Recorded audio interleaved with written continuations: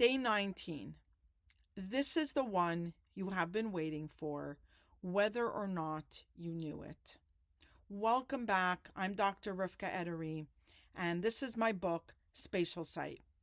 So 14 days ago on day 5, you ran a blind pass through your deck. You held each card face down, eyes closed, and you wrote down whatever arrived, exactly as it came, no editing. And then you sealed it and did not look at it again. I told you then that a single pass is not evidence. It is half of an instrument. Tonight, you build the other half. And then, for the first time in this entire course, you get a result. I want to be very careful about the word result because I do not want you walking to that table expecting a revelation. Here is precisely what is going to happen, stated flatly. You're going to run the same protocol again blind. You're going to write down what arrives. And then, only after pass 2 is completely recorded, you're going to lay the two passes side by side and score them strictly against the standard I gave you 14 days ago, specifically so that you could not soften it tonight. And you will find out whether your deck has a vocabulary. The answer may be barely. It may be for 3 cards. It may be for none. I do not know, and I'm not going to pretend the odds are better than they are. But whatever you find out, you will have found it out honestly on evidence by a test you could not rig. And that is more than almost anyone in the field ever gets. Before anything else, do not open pass 1. Not before tonight's session. Not during it. Not to just check something. Not to orient yourself. I know the temptation because it is at its absolute peak right now. You are about to run the test, and it seems almost professionally negligent not to look at what you're testing against. Just a glance, just to see the shape of it. Here is why one glance ends the experiment. Recognition cannot be declined. You cannot unremember something on request. If you read pass 1 tonight, even quickly, even carelessly, then tomorrow, when you hold a card and an image begins to arrive, you will have no way on earth to know whether it came from your hand or from the page you read an hour ago. None. Not through willpower. Not through good intentions. Not by resolving to be objective. And here is the part that should frighten you. It will not feel like remembering. It will feel like the impression arriving. That is what makes it fatal rather than merely unfortunate. Pass 2 would become a memory test, and memory tests always pass. You would score a beautiful lexicon full of stable pairs, and it would be an elaborate record of your own short-term recall, and you would have no way to discover that because it would look on the page exactly like success. 14 days of not looking is not a waiting period. It has been the instrument. The forgetting is what manufactured the independence, and independence is the only reason a match tomorrow will mean anything at all. You have carried this for 14 days. Carry it for 1 more hour. The protocol.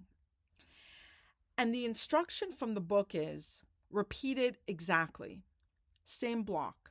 The same cards you used on day 5. 20 at minimum. Whatever you ran then, run now. If you did the full deck, do the full deck. And then the one thing that must not be the same, and it is the subtlest instruction in the entire drill. Shuffle so the order differs. Think about why. If you drew the cards in the same sequence, you would not be testing whether your hands recognize a card. You would be testing whether you remember the order. The 7th card produces the same impression as it did last time, but is that because of the card or because 7th has an association now? You cannot tell. So the order must be scrambled, and the card must arrive on its own, stripped of its position, with nothing to identify it but itself. Blind, eyes closed, one card at a time, identical to past one. Record exactly as it comes. Image, word, feeling. No editing, no interpreting, no naming the suit, no tidying the fragment into a sentence. If nothing arrives, nothing is your entry. You know all of this. It has not changed. Flip. Log the card's identity. Move on. Note your draw order again. You will need it for the repeat check exactly as before. And then the hard one. For the second time in 14 days, score nothing yet. Not one card. Not even the one where you are certain. You do not compare a single entry until the entire block is recorded, and I'm going to explain why that matters more tonight than it did on day 5. Why can you not check card 1 before you do card 2? You have the answer in your hand. Past 1 is right there. Surely a quick look at a single card is harmless. It is not, and this is worth understanding properly because it is the same principle that governs the entire method. Suppose you check card 3 and it is a stable. Same core image, both passes. There is a small electric thrill. This is working. Now look at what you have just become. You are a person on a streak, and cards 4 through 20 are going to be held by you without your permission to a standard that wants that streak to continue. Your impressions will not arrive into a neutral hand.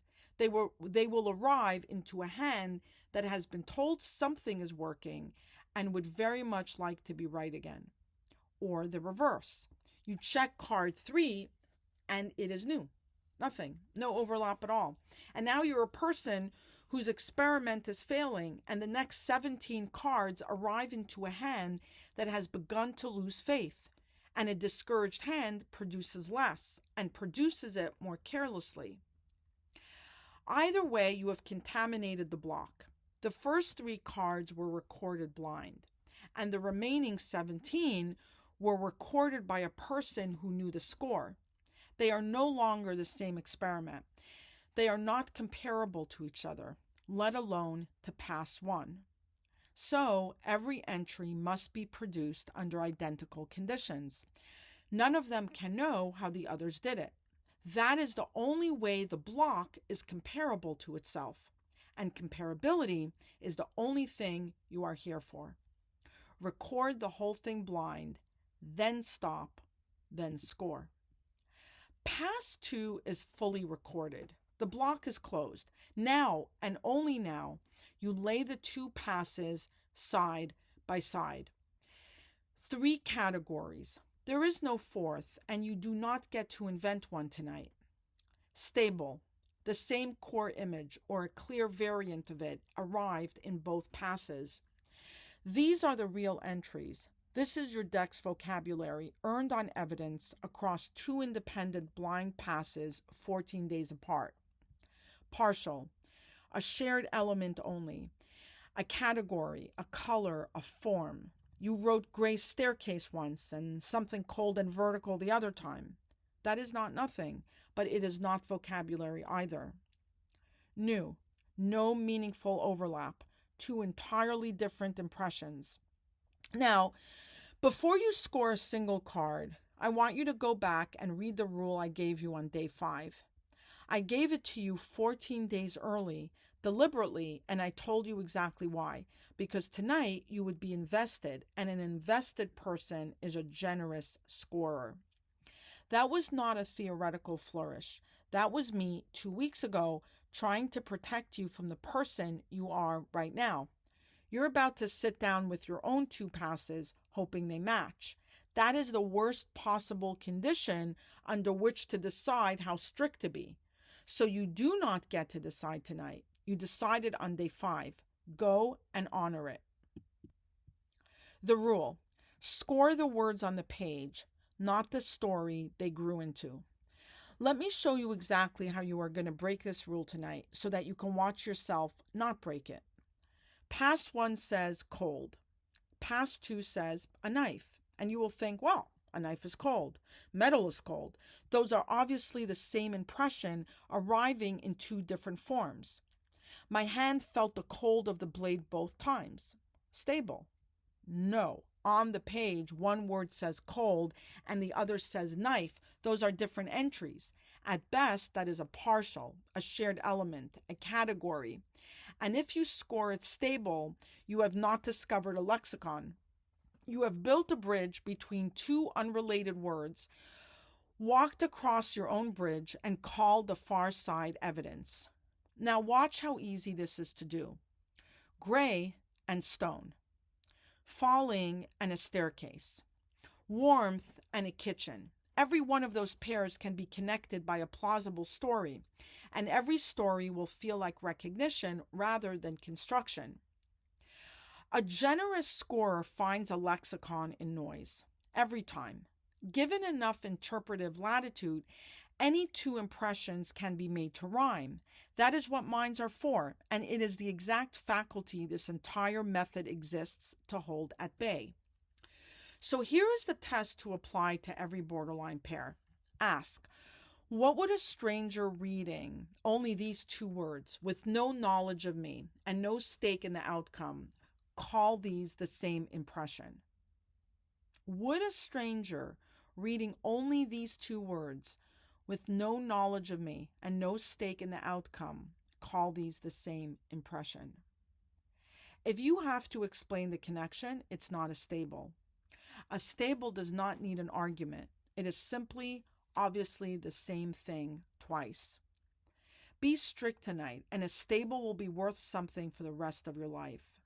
Be generous, and you will build a beautiful lexicon that tells you nothing, and you will never find out which is the worst outcome available to you.